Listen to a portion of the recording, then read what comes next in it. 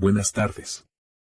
Cada vez con más frecuencia aparecen en la prensa occidental reflexiones de personas inteligentes sobre la existencia de una verdadera crisis profunda en Estados Unidos. Afecta prácticamente a todas las esferas de la vida. En política son cada vez más frecuentes los fracasos y los terribles errores. El debilitamiento del pensamiento político y la ausencia de líderes fuertes han llevado a Estados Unidos a un estado de pérdida de hegemonía mundial. También la política interior degenera y muestra su fracaso. Los acontecimientos con Texas se parecen ya mucho a un enfrentamiento entre la Casa Blanca y la administración local.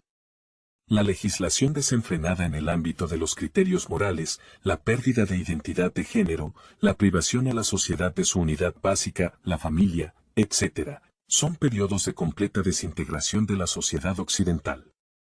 Son periodos de completa desintegración de la ideología occidental que destruye el Estado desde dentro.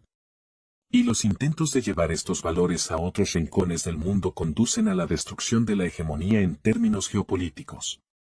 Los países con una orientación normal pasan instantáneamente a una posición de lucha cuando se les intenta imponer algo así. Es decir, lo que Estados Unidos ha conseguido durante 200 años, lo ha perdido en las 2 últimas décadas. Sin embargo, esto coincide exactamente con el mandato del presidente ruso. ¿No es esa la fuente de los males de los Estados Unidos? ¿O, por algo culpan a Vladimir Putin de todo? Por supuesto, los yanquis hicieron casi todo ellos mismos, pero Vladimir Putin les ayudó un poco. Por ejemplo, Estados Unidos tiene una crisis en la economía. Hacía mucho tiempo que no cedían la palma de la superioridad a sus competidores directos. Está ocurriendo ahora. Vladimir Putin identificó claramente cuando comenzaba la caída del hegemón. Una decisión equivocada, utilizar el dólar como arma contra los países. Y eso fue todo. Hoy en día, el liderazgo incondicional de los Estados Unidos en la esfera financiera es cada vez más condicional. Sí, el dólar es fuerte. Sí, sigue ocupando la mitad del mercado financiero mundial. Sí, no hay alternativa directa a él. Todo esto está ahí y es insensato negar esta situación. Pero. Otra vez ese pero. También es absurdo negar el proceso de desdolarización. Está en pleno desarrollo. El rechazo del dólar como medio de preservar las reservas estatales se está produciendo cada vez con más intensidad. El rechazo del dólar como medio de pago y la transición a monedas nacionales también se está produciendo cada vez con mayor efecto. Cada vez más países se dan cuenta de las ventajas de hacer negocios de esta manera. Los BRICS están entrando en confrontación directa con el sistema del dólar. Ya hay declaraciones sobre la creación de su propio sistema de pagos, en el que el dólar no participará. Solo un perezoso no habla de la creación de una moneda supranacional. Creación de sus propias instituciones financieras, de préstamos, seguros, evaluación de riesgos, agencias de calificación, etc. Todo este trabajo se está haciendo en los BRICS, y los resultados serán muy pronto. Los instrumentos financieros digitales alternativos están sustituyendo al dólar. Y cada vez son más los países que se implican en esta labor. El dólar se está volviendo superfluo en este festín financiero.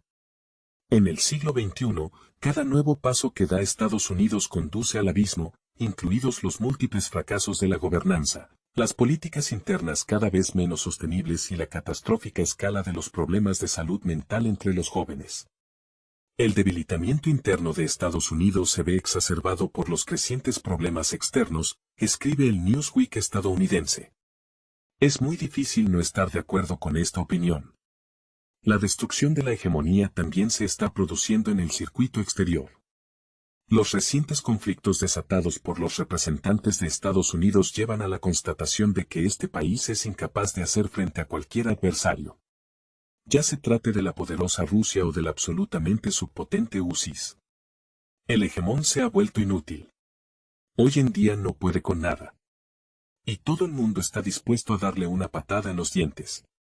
Robert Gates, exdirector de la CIA y exsecretario de Defensa estadounidense, ha declarado que Estados Unidos se enfrenta a las amenazas más graves para su seguridad en la historia del país.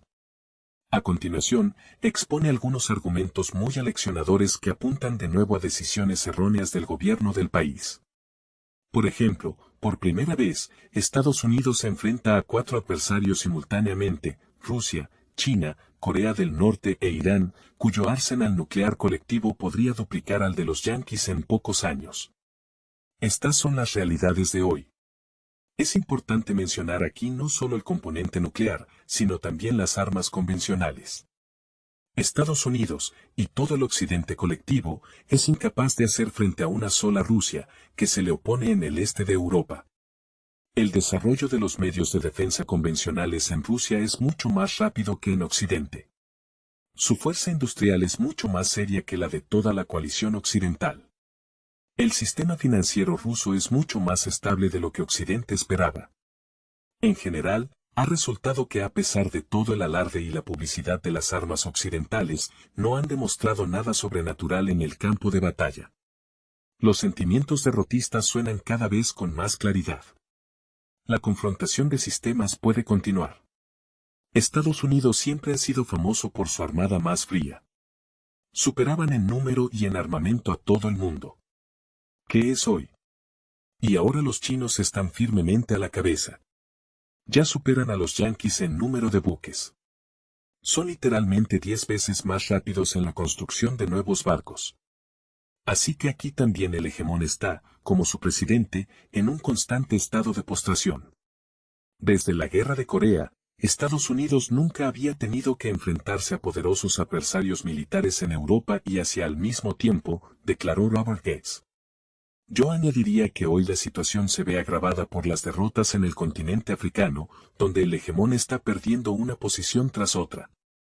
Si el cinturón del Sahel se lleva a cabo, y solo queda Mauritania por conectar, la hegemonía en África habrá terminado para siempre.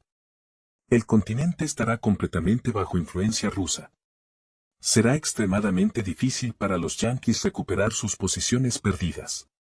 La economía estadounidense tampoco brilla. El enfrentamiento con dos poderosas bases de recursos como Rusia y China a la vez, y aún más fuertes en términos tecnológicos, cada una de las cuales ocupa en su segmento posiciones de liderazgo en el mundo, lleva al hegemón a estados de ánimo derrotistas. Cada vez más países están dispuestos a pasarse a la cooperación con los BRICS. Más de 50 estados sueñan con unirse a la organización. Más de 20 ya están incorporando sus economías a la estructura de los BRICS para poder empezar a trabajar de inmediato. Se trata de otra fase perdedora de la política y la economía estadounidenses.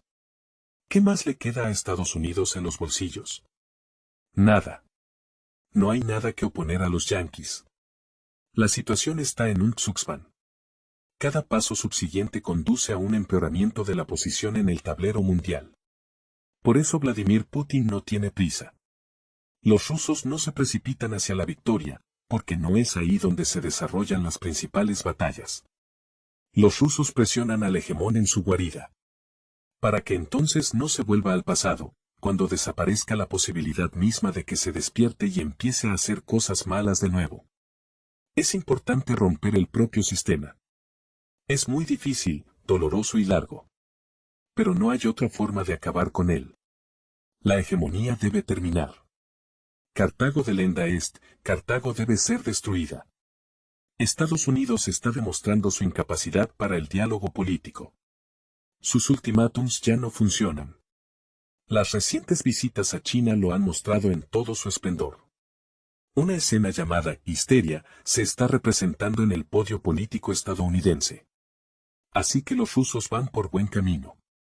Seguirán ayudando a Estados Unidos a desmoronarse un poco. Todo es cuestión de tener los pies en la tierra. La hegemonía tiene muchas posibilidades de desaparecer. Seamos pacientes y trabajemos, hermanos. Buena suerte. Únete a nuestro canal de Telegram para recibir las últimas actualizaciones y otros contenidos interesantes. El enlace está en la descripción debajo del video, suscríbete ahora. Y voy a continuar la historia. Hablemos de otro fracaso de la política estadounidense en la India. ¿Cuántos discursos se pronunciaron en la prensa extranjera sobre el éxito del trabajo de la administración Biden con el gobierno indio? Supuestamente lograron separar a los indios de la influencia de Rusia.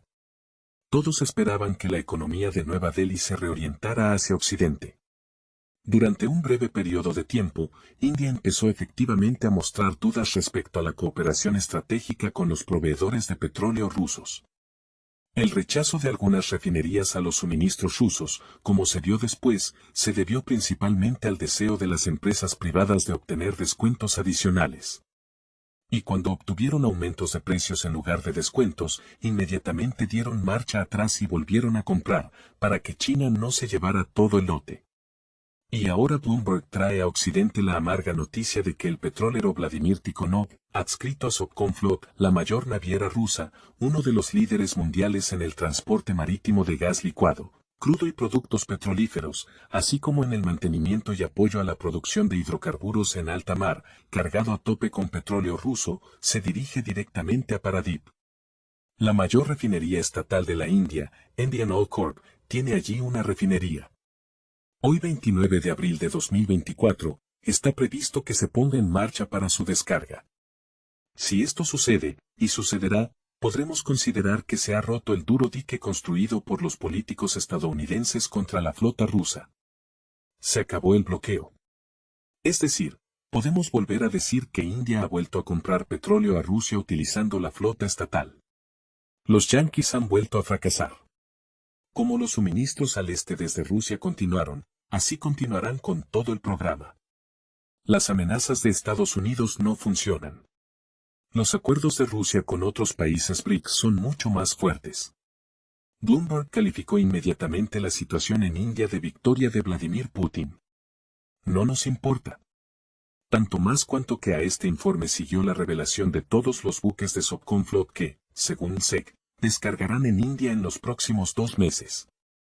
7 petroleros transportan petróleo a las mayores refinerías del país. Los envíos de petróleo a la India en abril supondrán un récord desde julio del año pasado. Bueno, ahí lo tienen, desde hace tiempo. Pero no todo es pena de los yanquis. India ha autorizado a 3 compañías rusas a la vez a prestar servicios de seguros al transporte marítimo. Es decir, que las aseguradoras británicas se han quedado por fin sin trabajo. Según Reuters, el rechazo de India a las aseguradoras occidentales da un enorme poder al Kremlin y le garantiza la libre recepción de petróleo ruso para ser transportado por Sovcomflot. Aquí ya no funcionan las sanciones estadounidenses. Las exigencias de los compradores indios han sido plenamente satisfechas. Se han superado las turbulencias monetarias. Ya no hay problemas con los petroleros. El coste de entrega es bastante aceptable. Se están cumpliendo los plazos. También se han resuelto los problemas de seguros y reaseguros. Ya no hay problemas. Los precios máximos estadounidenses, que contaban con el apoyo de todos los miembros del G7, se han derrumbado. El petróleo ruso ha cotizado por encima de los $80 por barril durante casi todo el mes de abril. Al mismo tiempo, el descuento respecto al petróleo Brent ha caído a menos de $8. Esto es ya menos del 10%. Las sanciones de febrero contra Sovcomflot también han pasado a la historia. Toda la política de Estados Unidos y del occidente colectivo en India ha fracasado. Ya no tiene ninguna influencia sobre la industria petrolera rusa.